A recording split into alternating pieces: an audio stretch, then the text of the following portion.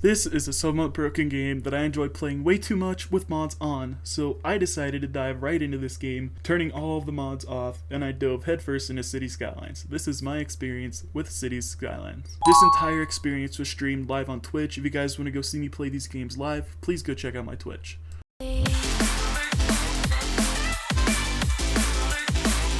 After turning those off, I went in and I looked around at a couple areas I thought were right for me, some with a lot of land that I could build on, and also some resources. And then I had to choose a city name, and unfortunately, here's what I chose. I need to think of a city name here. Let's go with New Canada. Canada isn't that good anyways. We're gonna go with New Canada. We're gonna make Canada better than it was before. Reminder, there are people who think that Canada still doesn't actually exist, and I didn't get far before the game crashed, so I guess payback? This is gonna take a little bit. And the game crashed. Awesome. So after Canada got its payback on me, I waited 10 minutes on the game, and I tried again with New Canada using the basic Green Plains map and went into city building. Starting off, my goal for this video was 2,500 plus citizens and to have a profitable city, which I thought were both reasonable goals for me playing my first time without mods. So I started off by building 2 main roads into my city to help ease the traffic flow a little bit, and then I connected them at the top and then started building my city roads in a grid system. Honestly, a grid system I think is the best way to go about this because it eases traffic flow and it's easy for area zoning, so you can set up one area as residential, one area as commercial. I then went in and started working on my power grid, but realizing that my only source of power was wind, I decided to make my first mistake and make too many windmills. I was spending too much cash at the time on these windmills, and this was deemed my first mistake playing this game so far. I then worked on my sewage and water pipelines, which was my second mistake because I built way too many of those to start off as well. For reference, one would have sufficed me to about 2,500 citizens, and then I would have had to build more. I then spent way too much money and time trying to organize and hook up my pipeline system, whereas it should have just been one of each, one pipeline, one actual pipeline, heading over to my city, so my third mistake. After I was finally done setting up my utilities, I started zoning residential in places that could easily reach the water and power lines, so I didn't have to spend money on expanding the pipelines. Also in places that were easy to reach for the traffic flow as well. So overall, a place where I thought was good. I then lowered my budgets on power and water and wondered why I wasn't making anything off of money before I realized that ultimately my time wasn't running. We haven't even started playing the game yet. That's why people weren't moving in. After I'd spent all my money, I suddenly remembered that both water and sewage intakes needed power to function properly. I had no money and I was minus $500. I couldn't take out any loans yet, so I predicted the future. Alright.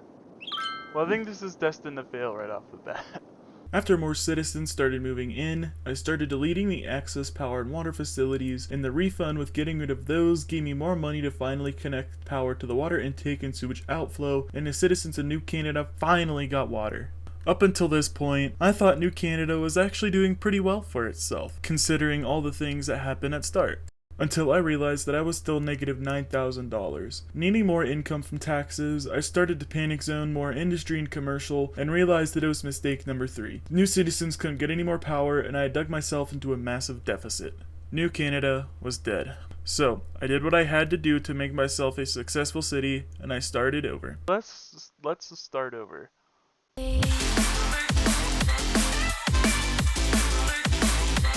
It didn't take long to think of a new name for this city. We're gonna call this New Canada. The first thing I established in New Canada were roads and residential zones. Learning from the last time, I didn't spend too much money at the start building roads, building facilities. Next, I decided to tackle power and water using one windmill, one intake, and outflow pipe to start, keeping room to expand those areas when needed. Connecting the pipelines, expanded it down the main road, and after all of the basic steps, I was left with $44,000 extra to start, so already a huge improvement from old New Canada. Next, I zoned an efficient amount of commercial and industrial zones close enough to my residential areas where I wouldn't have any troubles with connection to those areas regarding power and regarding water being efficient. The only problem I had at the start was forgetting to again connect the sewage and water pipelines to a power source, but luckily I had money to fix this issue. Arguably, citizens in New Canada deserve the right to water and sewage treatment. After obeying all basic human rights laws, I lowered the budgets for water and power and quickly upgraded the power grid to be able to handle my new city capacity. After upgrading and budget cuts, my city was profitable, and I was headed in a good direction, and I was pretty happy about it. We're profitable, bitches. Everything is going well so far, honestly better than I'd expected, and eventually I grew to the size of a small hamlet, and I unlocked taxes. Please, nobody ever give me the right to tax anybody in real life. We're gonna raise taxes to 13% for everything. Of course, people might not like it, but right now, that's what we're just gonna have to deal with. After I was satisfied with taxing my people, I added more roads, started adding new buildings such as the recycling center, added another windmill, and upgraded residential zones as I needed. I did run into an issue with not having enough power or money, and that lack of power caused my sewage pipelines to stop working. But I was profitable by almost $2,000, so after waiting for tax income, I was able to quickly upgrade my power system and resupply power back into the city and the sewage pipelines. Although, as I grew, I kept on having problems with power. The power grid wasn't producing enough power due to the low budget, and the city used more power than it could produce. I tried to find any way to produce power, but I couldn't upgrade to windmills. So desperately, I decided to save some money for the recently unlocked coal-fired power plant. I'm gonna raise taxes to 16%. Now, not only were people complaining of high taxes, but also a lack of power and sewage upkeep. The people were getting sick of New Canada, so I lowered taxes back to 12%. Eventually, I had saved up enough money to build a coal power plant and supplied it power for the grid. But there was also a large amount of crime. New Canada was quickly dying, and I tried to save it in any way I could. To resolve the crime issue and spy on my citizens, I quickly built the police station, and the people loved it. Time went on in the city, and as it did, I had the same problems with power.